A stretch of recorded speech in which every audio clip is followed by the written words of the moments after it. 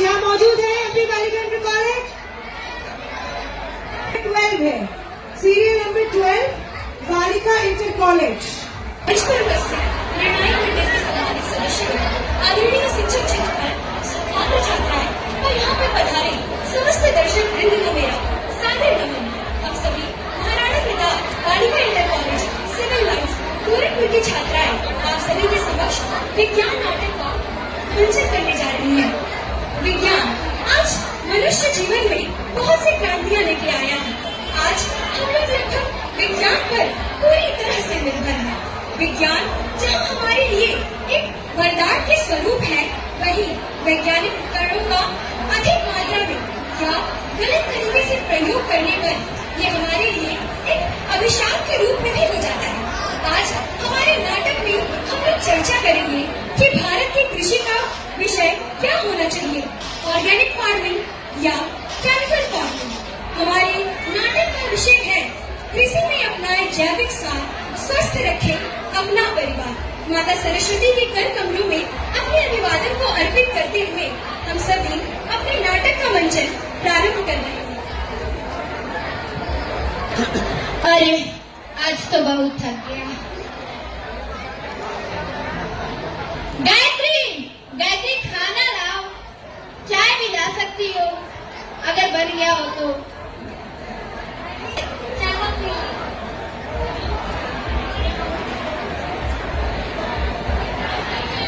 Papa mummy देखिए देखिए, papa mummy देखिए। कुछ लो बच्चा, कुछ लो। कहाँ लिखा है जरा पढ़िएगा जी। अरे अपनी बिटिया को नौकरी मिल गया। हाँ पापा, मुझे इंडियन एग्रीकल्चर फार्म में नौकरी मिल गई। मैं भी कृषि वैज्ञानिक बन गई पापा। अब आप देखिएगा, मैं भारत के सभी किसानों को जैविक कृषि सिखाऊंगी और अब मैं रासायनिक उर्वरकों की जगह जैविक खाद से लोगों को अच्छी फसल उगाना सिखाऊंगी। अब भारत का कोई भी नाते रासायनिक खाद से बने फल और सब्जियों को खाकर बीमार नहीं पड़ेगा पापा, नहीं पड़ेगा। अरे मेरी बिटिया, शाबाश शाबाश, नाज है हमको तुम पे। सुनिए जी, हम लोग की बिटिया बड़ी हो गई है, पढ़ लिख गई है, अब तो उसका नौकरी भी लग गया, तो हम लोग को उसकी शादी के बारे में भी सोचना चाहिए। कल को उसका दहेज भी तो देना पड़ेगा। अपने बच्चे का गहना वहना सब कुछ खरीद चुके हैं, हम लोग को भी अपनी बेटी के लिए दहेज का व्यवस्था करना ही पड़ेगा। बस करो, क्या चाहती हो? मैं भी उसकी तरह जहर बेचकर अमीर बन जाऊं? अरे वो जहर बेचता है जहर। और देखो, मैंने तो अपनी बिटिया को पढ़ा लिखा लिया है, अब दहेज देने की कोई जरूरत नहीं। अब पढ़ लिख ली है तो अपने योग्य वर भी खोज लेगी, और वर खोज लेगी तो पढ़े लिखे लड़के तो कभी दहेज लेते ही नहीं। जैसा आपको ठीक लगे।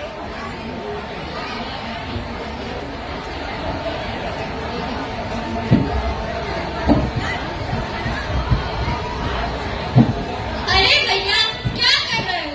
अरे सुरेश, आओ आओ, तुमको पता है दुर्गत नौकरी लग गया। हाँ, ये तो बहुत खुशी की बात है।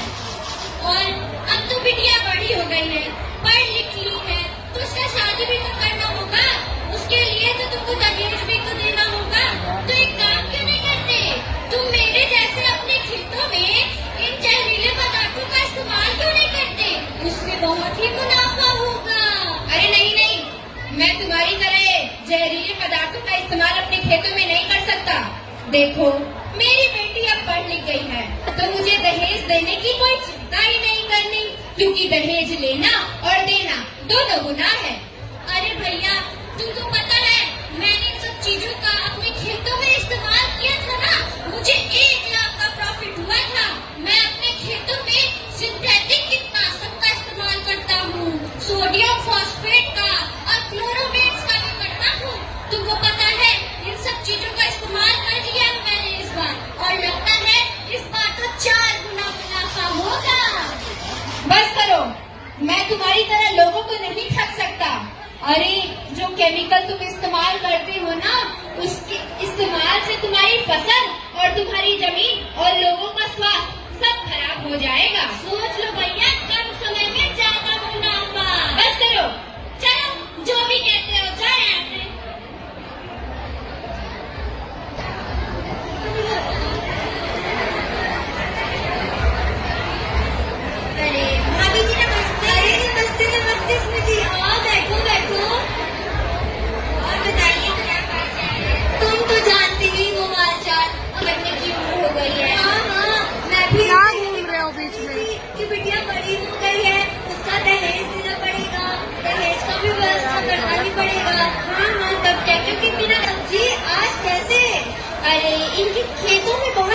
फसल हुई है ना, और इनका मुनाफा भी बहुत ही अच्छा हुआ है। हमारे खेत में तो ऐसी सब्जियां नहीं होती हैं। हाँ, क्योंकि हमारे ये रासायनिक उर्वरकों का इस्तेमाल करते हैं। चलती होंगी। नमस्ते भाभी जी, नमस्ते।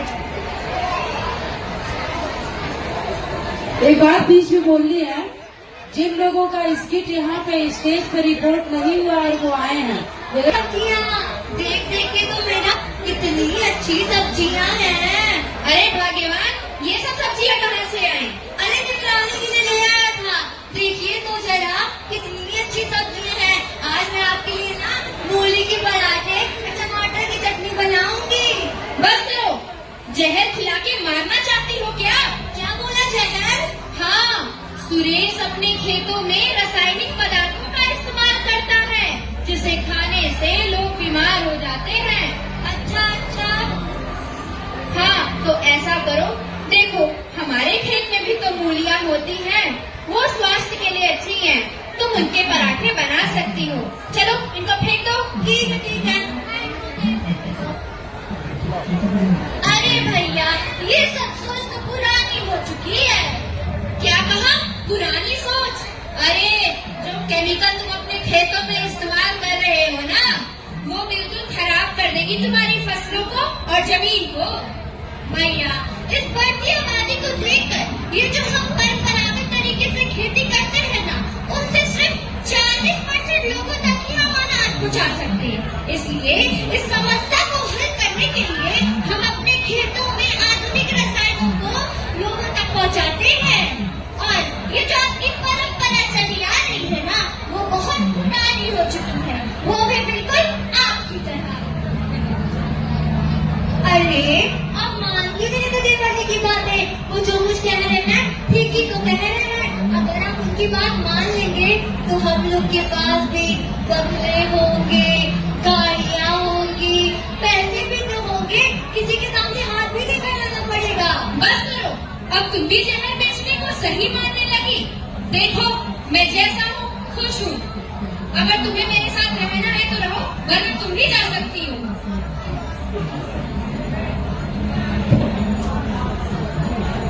अरे आज मैंने अपने बेटे का हालचाल ले लिया, जरा ले लेता हूँ। हाँ हाँ, पार्टी करने चलते हैं। पापा का फोन आ रहा है। हेलो, हाँ पापा नमस्ते। हाँ बेटा, खुश रहो, कैसे हो? हाँ पापा, मैं तो ठीक हूँ। और पढ़ाई कैसी चल रही है तुम्हारी? हाँ पापा, पढ़ाई भी। पापा मुझे कुछ सुनाई नहीं दे रहा। पापा हेलो, पापा मुझे कुछ सुनाई नहीं दे रहा। हेलो बेटा, क्या हुआ तुम्हें? हेलो हेलो हेलो, मुझे तुम्हारी आवाज नहीं आ रही। बेटा क्या हुआ? क्या हुआ? क्या हुआ? हेलो हेलो हेलो बेटा, हेलो हेलो अंकल, अंकल से ऑपरेशन की बात कर रहे थे। क्या मेरे बेटे को क्या हुआ है? बताइए अंकल, क्या हो गया? जल्दी से हॉस्पिटल आ जाइए, उसको वहीं लेके जाना।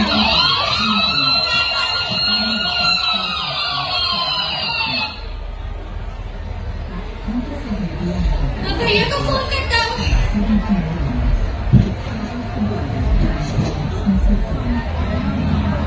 हेलो हेलो, हाँ बोलो सुरेश। हाँ भैया, आपको पता है सनी को कुछ हो गया है। क्या सनी को कुछ हो गया? हाँ भैया। रुको, मैं अभी तुम्हारी भाभी को लेके पहुँचता हूँ। सुरेश। हाँ भैया। अरे भाग्यवान, सनी बेहोश हो गया था। क्या बोल रहा है? अरे सुनती हो, सनी को कुछ हो गया। क्या? हाँ, उसे हॉस्पिटल लेके गया उसका फ्रेंड। जल्दी चलो। हाँ। आप लोगों ने ये कहावत तो सुनी ही होगी, an apple a day keeps a doctor away. तो एक सेब खाने से भला कोई इतना बीमार कैसे पड़ सकता है कि उसे अस्पताल ले जाना पड़े? ऐसा क्या था उस सेब में कि उस बच्चे की जान इतने खतरे में चली गई? आइए देखते हैं, क्या उस बच्चे की जान बच पाती है?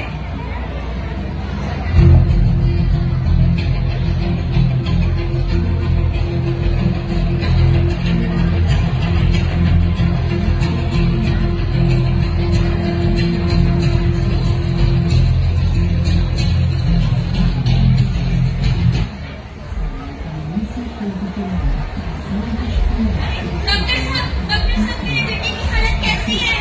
आप वो भी खतरे से बाहर है। धन्यवाद डॉक्टर साहब। लेकिन क्या डॉक्टर साहब? लेकिन वो कभी चल नहीं पाएगा। क्या? ऐसा कौन सा पाप किया था मैंने जो भगवान ने मेरे पापों की सजा मेरे बेटे को देना है? हे भगवान, इससे बढ़िया होता कि तुम मुझे ही उठा लेते। आखिर कौन सी बीमारी हुई है मेरे बेटे को? आपके बेटे को मीना माटा नाम की गंभीर बीमारी हो गई है। क्या? ये मीना माटा क्या होता है डॉक्टर साहब? हाँ डॉक्टर साहब, सुनिए, मैं आप लोगों को अच्छे से समझाती हूँ। हम लोग बाजारों में जब भी कुछ फल सब्जियाँ या अनाज लेने जाते हैं तो हम लोग क्या देखते हैं? हम लोग उन्हीं सब फल सब्जियों को चुनते हैं जो दिखने में सुंदर, आकर्षक, गहरे रंग वाली और सुगंधों से भरपूर होती है। और आजकल तो बिना सीजन के भी ऐसी बहुत सी फल सब्जियाँ बाजारों में अनायास ही मिलती रहती हैं और लोग बड़े ही चाव के साथ उसे खरीदते हैं और उसका उपभोग भी करते हैं। वो लोग ये नहीं सोचते समझते कि भला इन फल सब्जियों में ऐसे कौन से रसायनों का प्रयोग किया गया है जिसकी वजह से उनका रंग रूप तो बदल ही रहा है, साथ में बिना अनुकूल वातावरणीय परिस्थितियों के उन्हें इतनी भारी मात्रा में उगाया जा रहा है। बात करें केमिकल फर्टिलाइजर्स की, तो केमिकल फर्टिलाइजर्स में जिंक, मरकरी, कैडमियम जैसे कई धातुओं का प्रयोग किया जाता है। केमिकल फर्टिलाइजर्स में nitrogen fertilizer, phosphorus fertilizer, potassium fertilizer, sulphur and cadmium fertilizer जैसे बहुत से फर्टिलाइजर्स आते हैं। इनके प्रयोग करने से हमारी जमीन तो बंजर होती ही है और इसके साथ मनुष्य व अन्य जीव जंतुओं के स्वास्थ्य पर भी बहुत ही नकारात्मक प्रभाव पड़ता है। इसी के साथ बात करें यदि कीटनाशकों की, तो कीटनाशकों का बहुत अधिक मात्रा में प्रयोग करने से हमारे शरीर व स्वास्थ्य के लिए उपयोगी माइक्रो ऑर्गेनिजम्स पूरी तरह से खत्म हो जाते हैं। हाँ डॉक्टर, इसीलिए रासायनिक केमिकल्स के उपयोग करने के प्रयोग को सरकार ने पीएम प्रणाम योजना भी चलाई है, जिससे हम अपने खेतों को और स्वास्थ्य को बचा सकते हैं और स्वस्थ रख सकते हैं। सही कहा आपने। पीएम प्रणाम योजना के अंतर्गत रासायनिक उर्वरकों के स्थान पर वैकल्पिक उर्वरकों को स्थान दिया गया है, जैसे nano liquid urea, nano DAP आदि इत्यादि। इनके उपयोग से हम अपने फसलों और स्वास्थ्य को कम से कम हानि पहुंचाते हुए अधिक फसल उगाते हुए भारी मुनाफा कमा सकते हैं, क्योंकि अत्यधिक रसायनों के उपयोग कर उगाए गए फल सब्जियों के उपभोग से हमारे शरीर में संचय की मात्रा बढ़ जाती है और हमें बहुत ही खतरनाक बीमारियां होती हैं, जैसे कैडमियम से इटाई, मरकरी से मिनी माटा डिजीज आदि इत्यादि। आपके बेटे के शरीर में मरकरी नाम के रसायन की मात्रा बहुत अधिक पाई गई, जिसकी वजह से उसे मिनी माटा नाम का गंभीर बीमारी हो गया है। इस बीमारी में सबसे पहले व्यक्ति के सुनने की क्षमता बहुत अधिक प्रभावित होती है, उसका चेहरा लाल पड़ने लगता है। इससे हमारा सेंट्रल नर्वस सिस्टम इतना अधिक प्रभावित हो जाता है कि हमारे हाथ पैर काम करना ही बंद कर देते हैं, जिसे आम भाषा में लकवा भी कहा जाता है। हाँ डॉक्टर साहब, आप बहुत सही कह रही हैं। अब से मैं कसम खाता हूँ कि अपने खेतों में इन जहरीले पदार्थों का इस्तेमाल नहीं करूँगा। केवल आप ही क्यों देवर जी, हम सब लोग ये प्रण लेते हैं कि कृषि में अपनाए जैविक सार स्वस्थ रखिए अपना बन रहा। धन्यवाद। जय हिंद, जय भारत। बहुत ही अच्छा और बहुत प्रासंगिक मुद्दे के साथ ये स्पीच आपके बीच था। इस क्रम में अगली प्रस्तुति सरस्वती